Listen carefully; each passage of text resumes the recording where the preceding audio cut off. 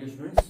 Hey there. फिर से Subscribe to my start channel करने जा रहे हैं। and also नए press chapter this का bell नाम है icon. Chemistry in Everyday Life. Board point of view से अगर हम बात करें तो ये 3 मार्क्स का चैप्टर है। बोर्ड पॉइंट ऑफ व्यू से ये 3 मार्क्स का चैप्टर है। लेकिन अगर आप कॉम्पिटिटिव एग्जामिनेशन का भी प्रिपरेशन कर रहे हैं तो हर कॉम्पिटिटिव एग्जाम में, चाहे वो आपका नीट मेडिकल का एग्जाम हो या इंजीनियरिंग बेस्ड जी मेन और जी एडवांस का एग्जाम हो, हर एग्जाम में इस चैप्टर से रिलेटेड 1 या 2 क्वेश्चन कंपलसरी आना ही आना है। अच्छा, अब बात आया कि इस चैप्टर में, ये चैप्टर है बहुत छोटा है और बहुत आसान है। मतलब अगर आप थोड़ा सा इस चैप्टर में मेहनत कर लें, मेरी कही गई बातों को ध्यान से सुन लें और समझ लें, तो इस चैप्टर में आसानी से आपको फुल मार्क्स आ सकता है। इस चैप्टर में जहां थोड़ा तकलीफ होगा वो होगा आपको एग्जाम्पल याद करने में।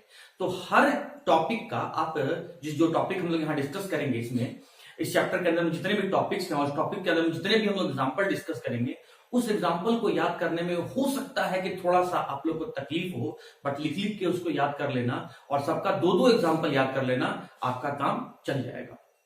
ये तो वही बात हो गया कि जब शुरू में आप छोटे थे बचपन में, तो जब A for Apple, B for boy सिखाया गया था, तो उस समय भी आपको बोलने में तकलीफ होता था। उस समय बोलने में आपको आपकी आवाज में लड़खड़ाहट होता था, आप क्लियरली बोल नहीं पाते थे, याद नहीं रख पाते थे, बट लिखते लिखते प्रैक्टिस करते करते आप परफेक्ट तो आज बन गए। उसी तरीके से इस चैप्टर में भी है कि आपको कुछ अगर तकलीफ देगा इस चैप्टर में, तो वो होगा इस चैप्टर का एग्जाम्पल।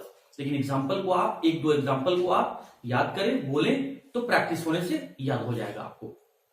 तो आइए स्टूडेंट, इस चैप्टर को हम लोग स्टार्ट करते हैं। आज हम जो चैप्टर पढ़ने वाले हैं वो है केमिस्ट्री इन एवरीडे लाइफ।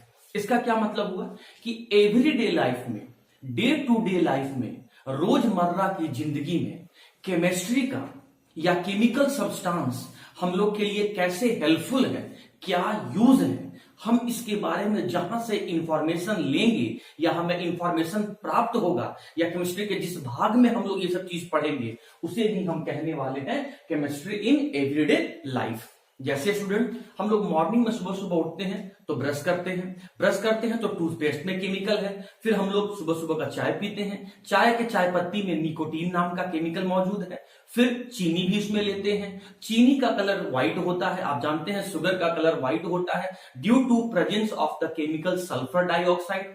तो वहां भी आपका केमिस्ट्री का यूज है, वहां भी आपका केमिकल सब्सटेंस है। फिर चाय पीने के बाद हम लोग शावर लेने के लिए, नहाने के लिए हम लोग जाते हैं, वहां भी हम लोग एंटीसेप्टिक सोप यूज करते हैं, उसमें भी केमिकल मौजूद है। शैम्पू यूज करते हैं, उसमें भी केमिकल मौजूद है। नहाने के बाद हम आते हैं, हम कपड़े पहन के ऑफिस जाने के लिए, स्कूल जाने के लिए तैयार हो जाते हैं, कॉलेज जाने के लिए तैयार हो जाते हैं। तो कपड़ा जो फैब्रिक्स है वो भी तो एक तरह का पॉलीमर है, वहां भी तो केमिस्ट्री का यूज है, वो भी तो केमिस्ट्री के मदद से, केमिकल सब्सटेंस के मदद से ही तो बना है। उसके बाद कपड़े पहनने के बाद, ड्रेसअप होने के बाद हम लोग क्या करते हैं कि डीओ यूज करते हैं, उसमें भी आपका केमिकल है। तो हमारे रोजमर्रा की जिंदगी में, डे टू डे लाइफ में, एवरी डे लाइफ में केमिस्ट्री और केमिकल सब्सटेंस का क्या यूज है, कैसे वो हम लोग के लिए हेल्पफुल है, इसके बारे में जहां से हमें जानकारी प्राप्त होगा, उसे ही हम कहते हैं केमिस्ट्री इन एवरीडे लाइफ। अब स्टूडेंट्स, हम लोग सबसे पहले समझते हैं कि ड्रग्स क्या होता है। सबसे पहला टॉपिक होता है ड्रग्स क्या होता है। ड्रग्स आते ही कई लोग के दिमाग में एक नेगेटिव थॉट चला आता है, जो सोसाइटी हम लोग के दिमाग में फीड कर दिया है कि ड्रग्स है तो कोई गलत सब्सटेंस ही होगा। ऐसा नहीं है, ड्रग्स गलत नहीं होता। कुछ ऐसे ड्रग्स हैं जो जिनका नेगेटिव इंपैक्ट होता है, नेगेटिव यूज होता है, और उसी चीज को हम लोग दिमाग में बैठा लेते हैं। ड्रग्स कोई गलत चीज नहीं है, उसका गलत यूज है, आपका करना शुरू कर देते हैं। तो आइए समझते हैं ड्रग्स क्या होता है। ध्यान से सुनना। लो मॉलिक्यूलर मास का ऐसा chemical substance, low molecular mass का ऐसा केमिकल सब्सटेंस जो हमारे बॉडी में मौजूद बायोमॉलिक्यूल्स, कार्बोहाइड्रेट, फैट, प्रोटीन और न्यूक्लिक एसिड के साथ जुड़ के हमारे बॉडी में बायोलॉजिकल रिस्पॉन्स को प्रोड्यूस करता है, जैसे उत्तेजना, तनाव, थकान, डिप्रेशन, दर्द, रोग और बीमारी को दूर करता है। तो ऐसे केमिकल सब्सटेंस को हम लोग ड्रग्स कहते हैं। मैं फिर से बोल देता हूं, आप देखो यहां लिखा हुआ है a substance of low molecular mass. ये चीज लो मॉलिक्यूलर मास का एक ऐसा chemical substance they interact with macromolecule target, मतलब हमारे बॉडी में मौजूद बायोमोलिक्यूल जैसे carbohydrate, lipid, protein, nucleic acid के साथ रिएक्ट करता है एंड प्रोड्यूसेस बायोलॉजिकल रिस्पॉन्स, और हमारे बॉडी में बायोलॉजिकल रिस्पॉन्स प्रोड्यूस करता है। मतलब अगर उत्तेजना है, थकान है, दर्द है, रोग बीमारी है, एलर्जी है, ये सब सारे चीज को दूर करता है। तो वैसे केमिकल सब्सटेंस जिनका मॉलिक्यूलर वेट लो होता है, हमारे बॉडी में मौजूद biomolecule carbohydrate, lipid, protein, nucleic acid के साथ जुड़ के हमारे बॉडी के अंदर बायोलॉजिकल रिस्पॉन्स को प्रोड्यूस करता है, तो ऐसे केमिकल सब्सटेंस को हम लोग ड्रग्स कहते हैं। कीमो का मतलब, अब अगला टॉपिक आ रहा है स्टूडेंट का कीमोथेरेपी, जहां पर कीमो का मतलब होता है केमिकल और थेरेपी का मतलब होता है ट्रीटमेंट। किसी भी रोग और बीमारी, किसी भी तरह का दर्द का इलाज केमिकल की मदद से, तो कीमो का पहला वर्ड तो कीमो ही है, केमिकल की मदद से इलाज, किसी भी रोग और बीमारी का इलाज केमिकल की मदद से, वो हम लोग कहते हैं कीमोथेरेपी। अब आ जाइए student, medicine, there is a difference between the drugs and the medicine.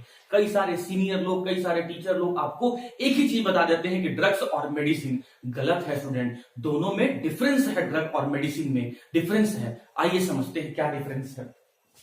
Medicine एक ऐसा केमिकल सब्सटेंस जो आपके बॉडी में होने वाले रोग और बीमारी का पता लगाता है, उसका उपचार करता है और उससे बचने का तरीका बताता है। तो ऐसे केमिकल सब्सटेंस को हम लोग मेडिसिन कहते हैं। डायग्नोसिस का मतलब होता है पता लगाना, प्रिवेंशन का मतलब होता है बचाव, और ट्रीटमेंट का मतलब होता है उपचार। तो ऐसे केमिकल सब्सटेंस जो हमारे बॉडी में रोग और बीमारी को पता लगाकर, उसका इलाज उपचार करके, उससे बचने का तरीका को बताता है, ऐसे केमिकल सब्सटेंस को हम लोग मेडिसिन कहते हैं। तो बात आ गया स्टूडेंट कि ड्रग्स और मेडिसिन में क्या अंतर है अंतर, क्योंकि ड्रग्स ऐसे केमिकल सब्सटेंस हैं जो रोग बीमारी के साथ साथ उत्तेजना, तनाव, थकान, डिप्रेशन, एलर्जी को भी दूर करते हैं। लेकिन मेडिसिन सिर्फ और सिर्फ आपके बॉडी में होने वाले रोग और बीमारी को दूर करता है। तो मेडिसिन सिर्फ रोग बीमारी को दूर करता है, लेकिन ड्रग्स जो है वो रोग बीमारी के साथ साथ उत्तेजना, तनाव, एलर्जी, डिप्रेशन, थकान सबको दूर करता है। तो इसीलिए हम लोग कह सकते हैं सभी मेडिसिन तो ड्रग्स हैं, लेकिन सभी ड्रग्स जो है वो मेडिसिन नहीं है। मेडिसिन में सिर्फ उसको मेडिसिन कहना जो ट्रीटमेंट करे आपको डिजीज का, रोग और बीमारी का, लेकिन रोग बीमारी के साथ और भी बहुत सारा चीज करता है जिसके बारे में मैं अभी बता चुका हूं, तो उसे ड्रग्स कहना। तो यहां से एक स्टेटमेंट, एक पॉइंट नोट कर लेना कि all medicine are drugs but all drugs are not medicine. और स्टूडेंट देखिए यही बात मैंने यहां पर लिखा है। दूसरा डिफरेंस सुन लो कि ड्रग और मेडिसिन में क्या अंतर है। ड्रग जहां हैबिट फॉर्मिंग और एडिक्टिव होता है, मतलब ड्रग ऐसे केमिकल सब्सटेंस होते हैं जिसे लेने के बाद, बार बार लेने के बाद उसकी लत लग जाती है, उसकी आदत पड़ जाती है, मतलब हैबिट फॉर्मिंग और एडिक्टिव है, लत लग जाती है और आदत पड़ जाती है। लेकिन मेडिसिन जो है वो आपका हैबिट फॉर्मिंग या फिर एडिक्टिव नहीं होता है, मतलब इसको लेने से किसी तरह का कोई लत, किसी तरह का कोई आदत नहीं लगती है। जैसे अगर हम सेरिडॉन खा ले सर दर्द के लिए, तो या पैरासीटामोल खा ले जब हमारा तबीयत खराब होता है, तो उसे खाने के बाद हमें उसकी लत नहीं लग जाती है, उसकी आदत नहीं पड़ जाती है। तो यही मेडिसिन और ड्रग्स में अंतर है। एक और अंतर क्या है स्टूडेंट कि ड्रग्स का साइड इफेक्ट होता है, लेकिन मेडिसिन का साइड इफेक्ट हो भी सकता है, नहीं भी हो सकता है। क्लियर वर्ड में बोले कि ये नहीं ही होता है, और होगा साइड इफेक्ट कब, जब आप बिना किसी मेडिकल स्पेशलिस्ट के सलाह के बिना मेडिसिन ले लेंगे या ज्यादा मात्रा में मेडिसिन ले लेंगे, तब जाके मेडिसिन आपके लिए साइड इफेक्ट प्रोड्यूस करेगा, वरना मेडिसिन का कोई साइड इफेक्ट नहीं होता है। लेकिन दूसरी तरफ ड्रग्स का साइड इफेक्ट होता है। मैं 3 डिफरेंस बता देता हूं, होने को तो कई सारे डिफरेंस है ड्रग्स और मेडिसिन में, लेकिन अब मैं 3 डिफरेंस बता देता हूं कि ड्रग जहां रोग बीमारी के अलावा थकान, उत्तेजना, तनाव, डिप्रेशन, दर्द सबको दूर करता है, वही मेडिसिन जो है वो आपको सिर्फ रोग बीमारी का पता लगा के उसका इलाज करके उससे बचने के बारे में ही सिर्फ बताता है। ड्रग्स को लेने से लत लग जाती है, आदत पड़ जाती है, लेकिन मेडिसिन को लेने से कोई लत या आदत नहीं पड़ती है। तीसरा स्टेप है स्टूडेंट कि ड्रग्स का साइड इफेक्ट होता है, लेकिन मेडिसिन मेडिसिन का साइड इफेक्ट हो भी सकता है और नहीं भी हो सकता है। तो ये रहा आपका ड्रग्स और मेडिसिन में अंतर। और कीमोथेरेपी का मतलब होता है केमिकल की मदद से किसी भी रोग बीमारी, किसी भी डिजीज का इलाज कर देना, इसे ही हम कहते हैं कीमोथेरेपी। तो अब हम इस चैप्टर में अलग अलग तरह का ड्रग्स और उसके एग्जाम्पल को ओके स्टूडेंट्स, तो ड्रग्स और मेडिसिन को समझने के बाद और उनके बीच के मेजर डिफरेंस को समझने के बाद अब हम टाइप्स ऑफ ड्रग को पढ़ने जा रहे हैं। और सबसे पहले जो हम ड्रग को पढ़ने जा रहे हैं वो है एनाल्जेसिक। एन का जो ये एनाल्जेसिक है, जो ये आपको वर्ड एन दिख रहा है, एन का मतलब होता है एब्सेंट, मतलब नहीं होना। एल्जेसिक का मतलब होता है पेन का नहीं होना। इसको ना इसी वर्ड में इसका मतलब लिखा हुआ है। एन का मतलब एब्सेंट और एल्जेसिक का मतलब पेन का नहीं होना। एनाल्जेसिक वर्ड का दूसरा नाम होता है, या एनाल्जेसिक ड्रग को हम लोग दूसरे वर्ड में पेन किलर कहते हैं। इसका दूसरा नाम है पेन किलर। अब समझो एकदम ध्यान से क्या होता है। दर्द के समय दर्द से निजात, छुटकारा दिलाने वाला केमिकल सब्सटेंस को हम लोग एनाल्जेसिक कहते हैं। क्या बोला मैंने? दर्द के समय दर्द से निजात या छुटकारा दिलाने वाला केमिकल सब्सटेंस को हम लोग एनाल्जेसिक कहते हैं। जैसे हमें सरदर्द हो जाता है तो सेरिडॉन खाते हैं, डिस्प्रिन वगैरह खाते हैं, तो उसका खाने के बाद दर्द कम हो जाता है। हमारे स्केलेटल मसल में किसी तरह का पेन होना शुरू हो जाए, जैसे अधिक काम कर लिए या अधिक वॉकिंग करना शुरू कर लिए, तो उससे क्या हो जाएगा, हमारे हाथ में, हमारे पैर में, हमारे कमर में दर्द होना शुरू हो जाएगा, या हमारे पेट में दर्द होना शुरू हो जाता है। तो या फिर स्टूडेंट हम लोग इसको ऐसे भी कर सकते हैं कि दर्द के समय दर्द से निजात या छुटकारा दिलाने वाला केमिकल सब्सटेंस को हम लोग एनाल्जेसिक कहेंगे। अच्छा, ऐसा भी हो सकता है कि जैसे कि मान लीजिए किसी एक्सीडेंट में कोई इंजुरी हो जाए, उससे दर्द होने लगे, या फिर कोई ऑपरेशन हो, ऑपरेशन के बाद दर्द होने लगे, पोस्ट ऑपरेटिव पेन कहते हैं। तो हेडेक हो जाए, स्टमक पेन हो जाए, किसी स्केलेटल मसल में पेन होने लगे, एक्सीडेंट के बाद, इंजरी होने के बाद कोई पेन होना शुरू हो जाए, पोस्ट ऑपरेटिव पेन होने लगे, ऑपरेशन के बाद किसी तरह का पेन होने लगे, तो उस तरह के पेन, उस तरह के दर्द से छुटकारा, निजात दिलाने के लिए जो केमिकल सब्सटेंस आप यूज करते हैं उसे ही हम एनाल्जेसिक कहते हैं। स्टूडेंट यही लिखा हुआ है यहाँ पर, a chemical substance which are used for relieving pain से, दर्द से छुटकारा दिलाने वाला केमिकल सब्सटेंस को ही हम लोग एनाल्जेसिक कहते हैं। एनाल्जेसिक दो तरह का होता है, बहुत इंपॉर्टेंट है। एनाल्जेसिक दो टाइप का होता है, एक होता है स्टूडेंट नारकोटिक्स और एक होता है आपका नॉन नारकोटिक्स।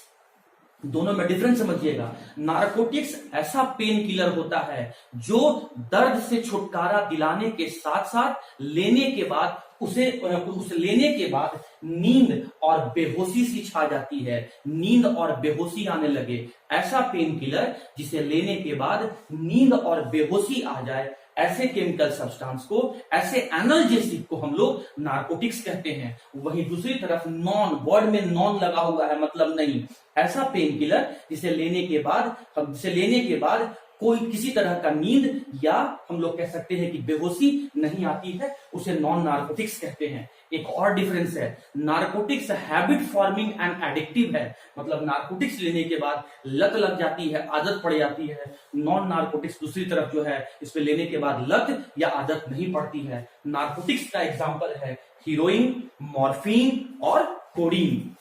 नॉन नारकोटिक्स का एग्जांपल है एस्पिरिन, इबुप्रोफेन और डिक्लोफेनाक। स्टूडेंट पहले आप एस्पिरिन के बारे में कुछ बातें सुन लो। देखो, तुम्हारे एग्जाम में स्ट्रक्चर पूछा हुआ है कि एस्पिरिन का स्ट्रक्चर क्या है। तो एस्पिरिन बनाने के लिए आप तीन बातों को ध्यान रखना। अभी तो मैं आपको ऑर्गेनिक पूरा पढ़ाया नहीं हूं, इसलिए थोड़ा बहुत तकलीफ होगा, लेकिन मेरी बातों को सुनोगे तो काम आसान हो जाएगा, प्रैक्टिस घर में कर लेना। तीन चीज बनाना एस्पिरिन के लिए। सबसे पहले एक एरोमेटिक रिंग बेंजीन बनाना और उस पर दो फंक्शनल ग्रुप को जोड़ देना, भाई कहीं भी जोड़ देना, लेकिन रेफरेंस पॉइंट के ऑर्थो पोजीशन पर जोड़ना है ना। तो रेफरेंस पॉइंट पर तुम कार्बोक्सिल ग्रुप ले लेना, मैंने यहाँ पर बॉटम में लिया है, आप टॉप पर ले सकते हो, है ना। तो आप क्या करना कि रेफरेंस पॉइंट पर एक फंक्शनल ग्रुप कार्बोक्सिल ले लेना और उससे उसी रेफरेंस पॉइंट के ऑर्थो पोजीशन पर आप ईस्टर फंक्शनल ग्रुप ले लेना। अब देखो COOR, COOR है कि नहीं है, COOR है कि नहीं है, और यहाँ कार्बोक्सिल है, तो रेफरेंस पॉइंट पर कार्बोक्सिल को लेना, ऑर्थो पोजीशन पर आप यहाँ पर ईस्टर फंक्शनल ग्रुप को ले लेना और एक बेंजीन रिंग एरोमेटिक रिंग बना देना, तो एस्पिरिन का स्ट्रक्चर बन जाएगा। तो एस्पिरिन, इबुप्रोफेन और डिक्लोफेनाक आपका नॉन नार्कोटिक्स है, मॉर्फिन, कोडीन और हेरोइन आपका नार्कोटिक्स है। एस्पिरिन के बारे में आप सुन लीजिए स्टूडेंट, एस्पिरिन एक पेन किलर है, ये भी पूछा हुआ क्वेश्चन है। एस्पिरिन एक पेन किलर है। जब किसी पेशेंट को हार्ट अटैक आता है तो उसे आप अगर एस्पिरिन का 1 या 2 डोज दे देंगे तो उससे उसके हार्ट में होने वाला पेन थोड़ा कम हो जाता है। पॉइंट नंबर 2, एस्पिरिन का जहां एडवांटेज है वहां डिसएडवांटेज भी है। डिसएडवांटेज क्या है? एस्पिरिन को इंडियन गवर्नमेंट ने बैन कर दिया है। क्यों? क्योंकि एस्पिरिन जब हम खाते हैं तो वो हमारे स्टमक में पहुंचकर वो डिसोसिएट हो जाता है और सैलिसाइलिक एसिड को प्रोड्यूस करता है, और उस सैलिसाइलिक एसिड के हमारे पेट में सैलिसाइलिक एसिड बनने के कारण से पेट में जलन होना शुरू हो जाता है, और उस पेट में जलन होने के कारण से स्टमक के वॉल में या लीवर में अल्सर, घाव हो जाता है। इसीलिए हम लोग एस्पिरिन को बैन कर दिए हैं। तो याद रखना स्टूडेंट, एनाल्जेसिक क्या होता है, नार्कोटिक्स क्या होता है, नॉन नार्कोटिक्स क्या होता है, दो एग्जांपल और डेफिनेशन याद कर लेना। और अगर अभी भी नहीं समझ में आया है, वीडियो को बैक जाकर देखो और ध्यान से सुनो, और फिर भी कोई डाउट है आप हमसे पूछ सकते हैं। तो अब हम लोग आते हैं second type of drug. Okay students, तो एनाल्जेसिक को समझने के बाद अब हम सेकेंड टाइप के ड्रग में आ रहे हैं, दैट इज एंटीपायरेटिक। एंटी का मतलब तो आप लोग जानते होंगे, अगेंस्ट, अपोजिट, एंटी। और पायरेटिक्स का मतलब होता है हाई टेम्परेचर। तो हाई टेम्परेचर के अगेंस्ट काम करने वाला केमिकल सब्सटेंस को हम लोग एंटीपायरेटिक्स कहते हैं। अब समझिए क्या होता है, इसका मतलब होता है ऐसा केमिकल सब्सटेंस जो फीवर के समय, बुखार के समय बॉडी के हाई टेम्परेचर को लो टेम्परेचर में या कम करने में मदद करता है, हेल्प करता है, ऐसे केमिकल सब्सटेंस को हम लोग एंटीपायरेटिक्स कहते हैं। स्टूडेंट, आप एक बात जानते होंगे, जो बायोलॉजी पढ़ते हैं वो जानते होंगे, नहीं पढ़ते हैं तो 10 तक पढ़ के आए होंगे तो वहां भी जानते होंगे। हमारे बॉडी में मैक्सिमम मेटाबॉलिज्म जो है, मैक्सिमम कार्य जो है वो एंजाइम के द्वारा किया जाता है। डाइजेशन हो गया जैसे एग्जांपल के रूप में। अगर हमारे बॉडी में एंजाइम नहीं होंगे, वही एंजाइम कैटलिस्ट का काम करता है, तो आपको डाइजेशन में बहुत समय लग जाएगा या बहुत सारे मेटाबॉलिज्म करने में बहुत समय लग जाएगा। हाई टेम्परेचर पर एंजाइम डीएक्टिवेट हो जाता है। एक बात आप दिमाग में रखेंगे कि जलने से इंसान क्यों मर जाता है, तो आप क्या बोलेंगे, जल जाता है इसीलिए मर जाता है? नहीं, जलने के बाद हमारे बॉडी में सारे एंजाइम्स मर जाते हैं, इसीलिए पर्सन जलने के बाद आपका डेथ हो जाता है। तो वही बात है, जब हमारे बॉडी में, जब फीवर में हमारा बॉडी का टेम्परेचर बढ़ जाता है तो उस समय एंजाइम डीएक्टिवेट होने लगता है। तो हमारे बॉडी में जितने भी काम कर रहे होते हैं वो एंजाइम, वो सब धीरे हो जाता है या कम होने लगता है या खत्म होने लगता है। तो हमें इरिटेशन होने लगता है, अनइजीनेस फील होने लगता है। तो हम लोग क्या करेंगे, उस एंजाइम को मरने नहीं देंगे, उस एंजाइम को डीएक्टिवेट नहीं होने देंगे। तो उस एंजाइम को बचाने के लिए अपने बॉडी के टेम्परेचर को हमको कम करना होगा। तो ऐसा केमिकल सब्सटेंस जो फीवर के समय हमारे बॉडी के हाई टेम्परेचर को कम करने का काम करता है, ऐसे ही केमिकल सब्सटेंस को हम लोग एंटीपायरेटिक्स कहते हैं। और बहुत एक कॉमन एग्जांपल है, आप लोग जानते होंगे एंटीपायरेटिक्स का एग्जांपल क्या होता है, पैरासीटामोल, निमोसलाइड, फेनासिटिक, और ये सब जो आपका है फेनासिटीन, ये सब जो एग्जांपल है ये एंटीपायरेटिक्स का एग्जांपल है। अब आते हैं third type of drugs, that is tranquillisers. इसे ही हम एंटी डिप्रेसेंट कहते हैं और इसे ही हम साइकोथेराप्यूटिक ड्रग्स भी कहते हैं। अब समझिए इसका मतलब क्या होता है। उत्तेजना के समय ऐसा केमिकल सब्सटेंस जो उत्तेजना, तनाव, डिप्रेशन को कम करता है या खत्म करता है, ऐसे ही केमिकल सब्सटेंस को हम लोग ट्रांक्यूलाइजर्स कहते हैं। मैं फिर से बता रहा हूं, ऐसे केमिकल सब्सटेंस जो उत्तेजना, तनाव और डिप्रेशन को कम करता है या खत्म करने का काम करता है, ऐसे ही केमिकल सब्सटेंस को हम लोग ट्रांक्यूलाइजर्स कहते हैं। सिंस इस केमिकल सब्सटेंस या इस ड्रग का यूज किया जाता है डिप्रेशन को हटाने में, इसीलिए इसका दूसरा नाम एंटी डिप्रेसेंट भी कहते हैं।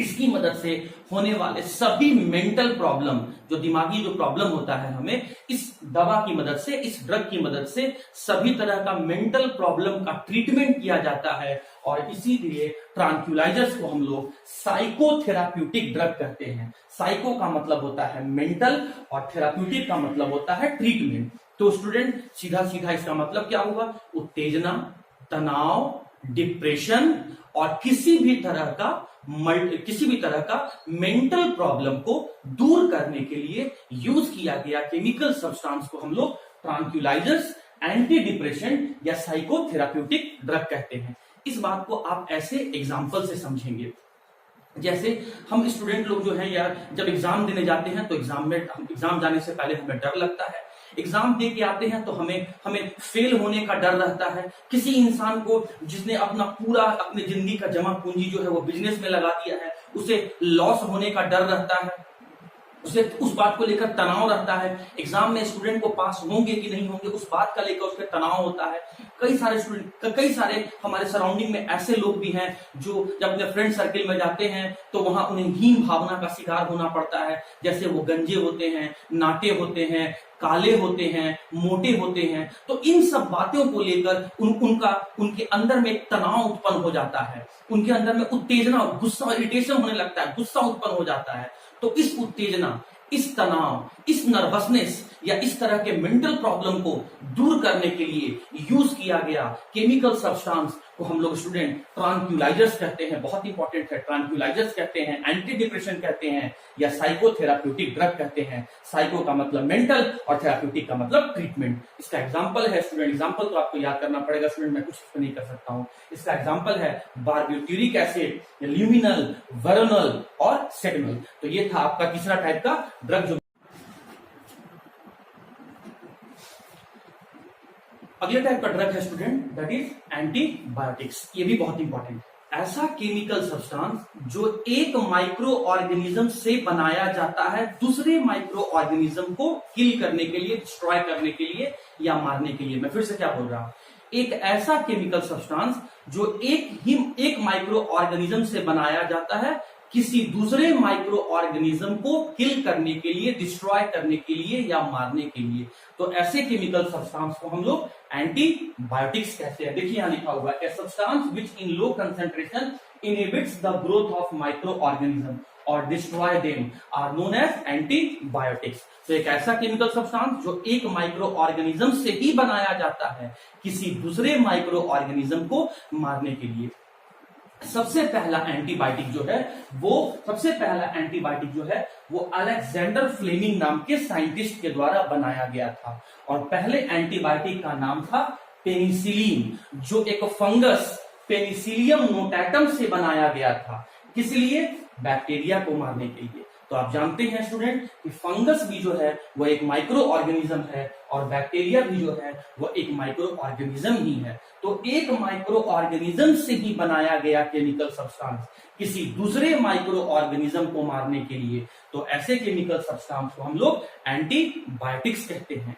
एंटीबायोटिक्स की काम करने की, कार्य करने की क्षमता को हम लोग स्पेक्ट्रम कहते हैं। एंटीबायोटिक की काम करने की या कार्य करने की क्षमता को हम लोग स्पेक्ट्रम कहते हैं। अगर एक एंटीबायोटिक किसी एक बैक्टीरिया को ही मारता है तो ऐसे एंटीबायोटिक को हम लोग नैरो या लिमिटेड स्पेक्ट्रम एंटीबायोटिक कहते हैं। और कोई एक ऐसा एंटीबायोटिक जिसकी मदद से बहुत सारे बैक्टीरिया को मारा जा सकता है या खत्म किया जा सकता है या उनकी ग्रोथ को रोका जा सकता है, तो ऐसे एंटीबायोटिक को हम लोग ब्रॉड स्पेक्ट्रम एंटीबायोटिक कहते हैं। इसका एक और जो लिखा हुआ है बोर्ड पर उसको देख लीजिए।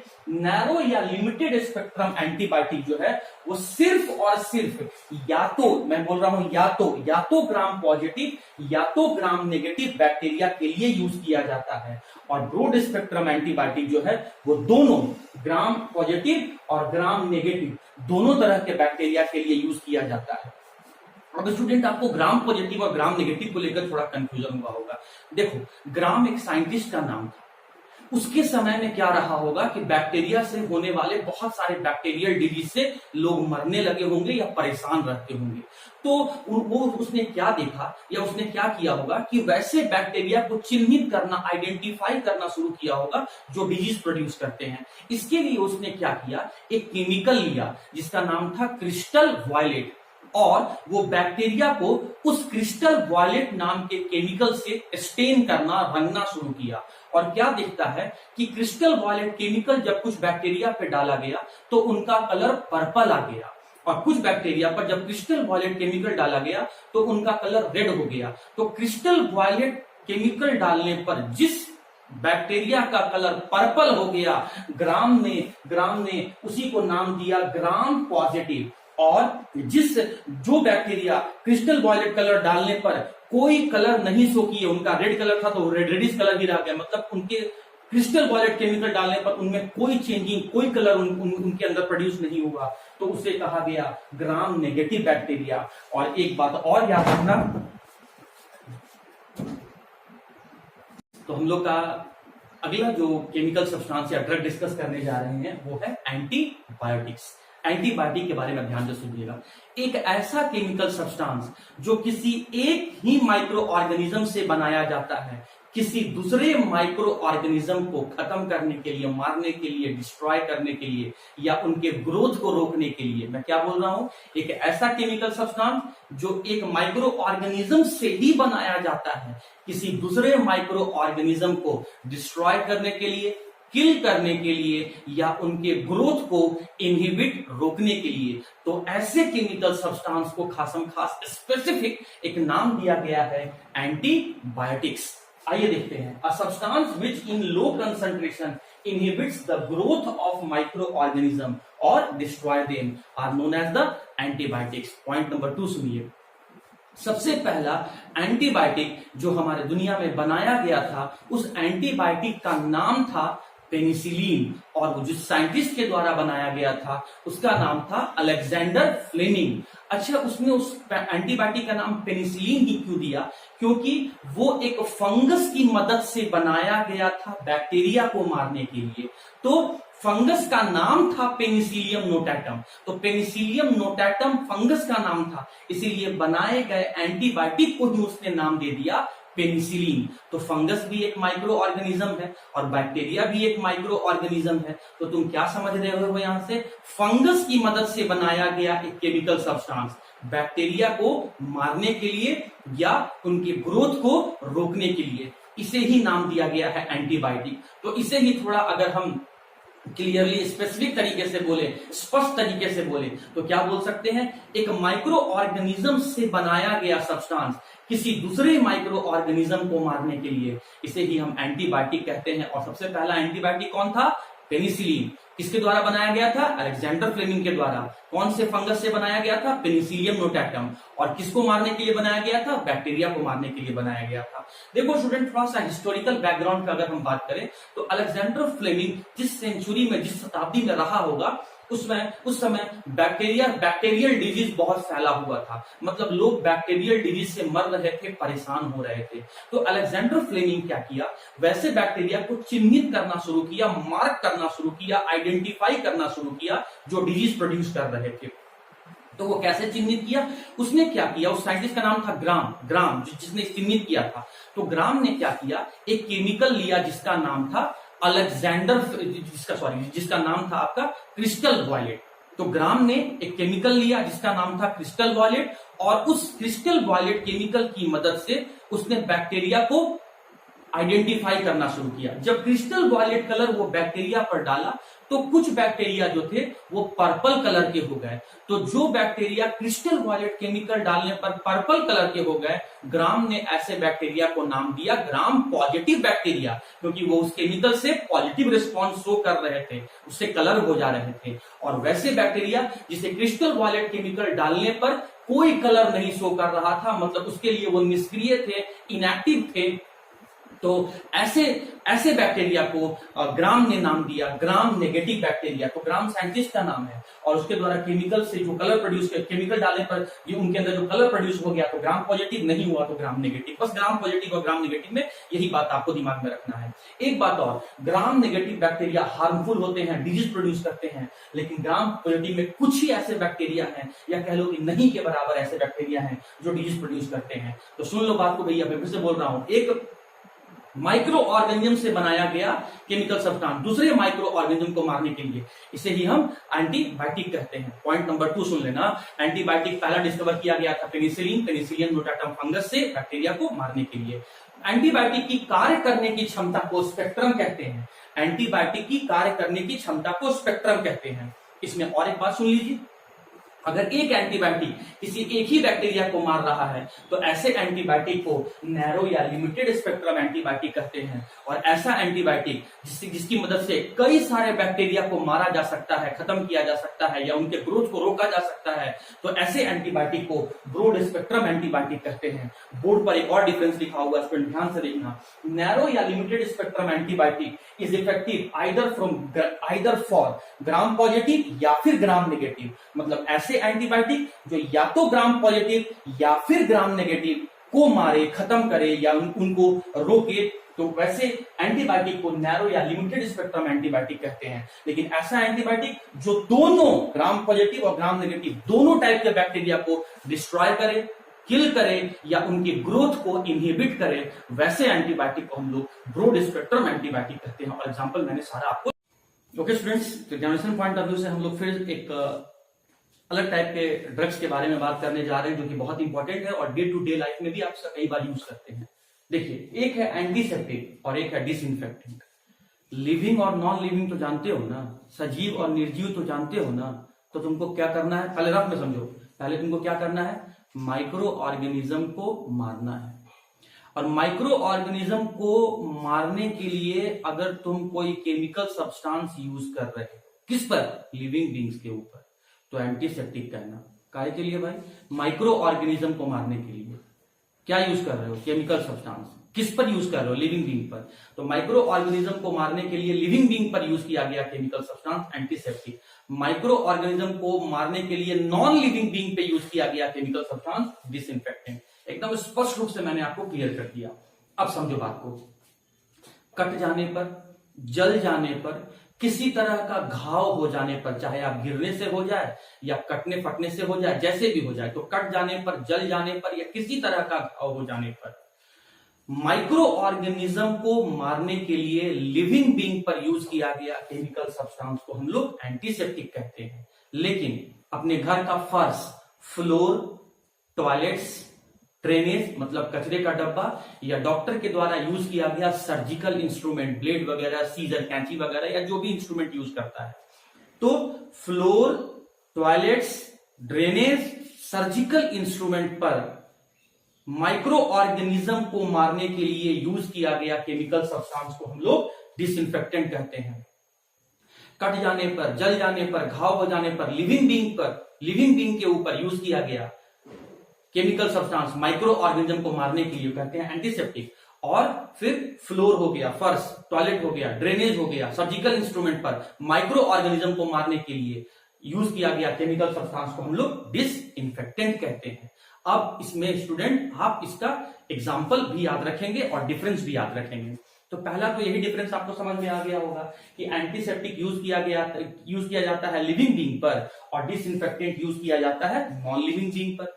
एंटीसेप्टिक लिविंग बींग के लिए हार्मफुल नहीं है, लेकिन डिसइंफेक्टेंट लिविंग बींग के लिए हार्मफुल है। ऐसा नहीं है स्टूडेंट कि आपको कहीं कट जाए तो आप वहां पर क्या करोगे कि फिनाइल लाके लगा लोगे। मम्मी कभी ऐसा बोली क्या कि बेटा तुम्हारा घाव हो गया, कट गया, जाओ बाथरूम में से फिनाइल लाके लगा लो, ऐसा कभी बोला गया क्या? नहीं। फिनाइल को यूज करते हैं हम लोग घर वगैरह को साफ करने के लिए। हार्पिक हम लोग जो अब यूज करते हैं टॉयलेट्स वगैरह में, वो तो घर वगैरह को, लाइजॉल जो हम लोग यूज करते हैं वो सब घर फर्श वगैरह को साफ करने में यूज करते हैं। अपने ऊपर क्या यूज करते हैं स्टूडेंट? डिटॉल यूज करते हैं, सोफ्रामाइसिन यूज करते हैं, कट जाने पर, जल जाने पर बर्नॉल वगैरह यूज करते हैं। याद है आपको? अपने घर में आप यूज करते हैं। तो किस लिए यूज कर रहे हैं? माइक्रो ऑर्गेनिज्म को मारने के लिए यूज कर रहे हैं, ताकि आपके कटे हुए पोर्शन पर, जले हुए पोर्शन पर वो डिजीज प्रोड्यूस नहीं कर दे, है तो उसको रोकना जरूरी है। तो लिविंग बीइंग के ऊपर अगर कोई केमिकल सब्सटेंस यूज कर रहे हैं माइक्रो ऑर्गेनिज्म को मारने के लिए तो एंटीसेप्टिक बोल देना, और नॉन लिविंग बीइंग पे अगर आप यूज कर रहे हो कोई केमिकल सब्सटेंस माइक्रो ऑर्गेनिज्म को मारने के लिए तो डिसइंफेक्टेंट कह देना। तो एंटीसेप्टिक पर लिविंग बीइंग पर यूज होता है, डिसइंफेक्टेंट जो है वो नॉन लिविंग पे यूज होता है। एंटीसेप्टिक जो है वो लिविंग बीइंग पे हार्मफुल नहीं होते हैं, है ना। ये ऐसे कह सकते हैं स्टूडेंट कि डिसइंफेक्टेंट जो है वो लिविंग बीइंग पे हार्मफुल होते हैं, लेकिन नॉन लिविंग बीइंग पे ये हार्मफुल नहीं होते हैं। और सबसे जरूरी बात कि एक ही सब्सटेंस एंटीसेप्टिक और डिसइंफेक्टेंट की तरह काम करता है? बिल्कुल। सुनो मेरी बात को ध्यान से, मैं क्वेश्चन क्या पूछा आपसे, क्या एक ही सब्सटेंस एंटीसेप्टिक और डिसइंफेक्टेंट दोनों की तरह काम करता है? हाँ स्टूडेंट, हमारे सामने कई ऐसे केमिकल सब्सटेंस हैं जो है तो एक ही सब्सटेंस लेकिन दोनों जगह यूज होता है। जैसे फिनॉल, आप इसको ऐसे समझो, फिनॉल को जब बहुत लो कंसंट्रेशन में यूज करोगे तो वो एंटीसेप्टिक की तरह बिहेव करने लगेगा, और जब उसी फिनॉल को हाई कंसंट्रेशन में यूज करोगे तो वो डिसइंफेक्टेंट की तरह काम करने लगेगा। तो सर ये लो कंसंट्रेशन कितना और हाई कंसंट्रेशन कितना? तो 0.2% अगर आप 0.2% अगर आप फिनॉल ले रहे हो तो वो एंटीसेप्टिक है, लेकिन अगर आप 1% फिनॉल ले रहे हो तो वो डिसइंफेक्टेंट है। तो देखो स्टूडेंट, मैंने यही चीज किया है, यहां डिफरेंस लिखा हुआ है, कैन किल और prevent the growth of micro organism on living tissue, और ये सिर्फ किल माइक्रो ऑर्गेनिज्म, ठीक है। Antiseptic not harmful to living being, लेकिन डिसइंफेक्टेंट जो है these are harmful to living being, है ना। पॉइंट नंबर 3, एंटीसेप्टिक जो है, तो स्टूडेंट पॉइंट नंबर 3 हम लोग का ये था कि एंटीसेप्टिक को यूज करते हैं ऊंस वगैरह, घाव वगैरह को ड्रेसिंग करने के, इलाज उपचार करने के काम में, और स्किन के ऊपर कटे फटे जले का उपचार करने के काम में। लेकिन डिसइंफेक्टेंट का काम होता है toilets, floor, surgical instrument, drainage, कचरे का डब्बा को साफ करने में। और अब एग्जामिनेशन पॉइंट ऑफ व्यू से 3 बहुत इंपॉर्टेंट पॉइंट आपको बताने जा रहा हूं जो कॉम्पिटिटिव एग्जाम में भी कई बार पूछा हुआ है और आपके जैक बोर्ड में ही पूछा हुआ है। डिटॉल का कॉम्पोजिशन क्या है, डिटॉल किस किस के मिलने से बनता है? तो क्लोरोजाइलिनॉल और टर्पिनॉल, क्लोरोजाइलिनॉल और टर्पिनॉल के मिलने से बनता है आपका डिटॉल। सेकंड क्वेश्चन जो भी आप एग्जाम में पूछा गया, टिंचर ऑफ आयोडीन क्या है? आयोडीन का 2 से 3% को जब इथाइल अल्कोहल में मिला दिया जाता है, 2 से 3% आयोडीन प्लस इथेनॉल, आयोडीन का 2 से 3% जब इथाइल अल्कोहल में मिला दिया जाता है, इसे ही हम कहते हैं टिंचर ऑफ आयोडीन। और पॉइंट नंबर 3 यहां लिखा हुआ है कि जब low concentration that is 0.2% phenol अगर आप लोगे तो वो एंटीसेप्टिक की तरह काम करेगा, लेकिन जब वही फिनॉल का आप 1% ले लोगे, हाई कंसंट्रेशन ले लोगे, तो वो डिसइंफेक्टेंट की तरह काम करने लगेगा। और एक और बात स्टूडेंट जो मैं आपको लास्ट में बताना चाहता हूं कि आप एंटीसेप्टिक सोप जो घर में यूज करते हैं नहाने के लिए, है ना, तो उसमें कौन सा आपका केमिकल या आपका एंटीसेप्टिक मौजूद है? जो एंटीसेप्टिक सोप आप घर में यूज करते हैं नहाने के लिए, तो उसमें कौन सा एंटीसेप्टिक मौजूद है? तो आप उसे लिख लेना, ट्राइक्लोनल, TRICLONAL, ट्राइक्लोनल नाम का ही एंटीसेप्टिक हर एंटीसेप्टिक सोप में मौजूद रहता है। तो इस तरीके से मैंने आपको एंटीसेप्टिक और डिसइंफेक्टेंट दोनों को समझा दिया।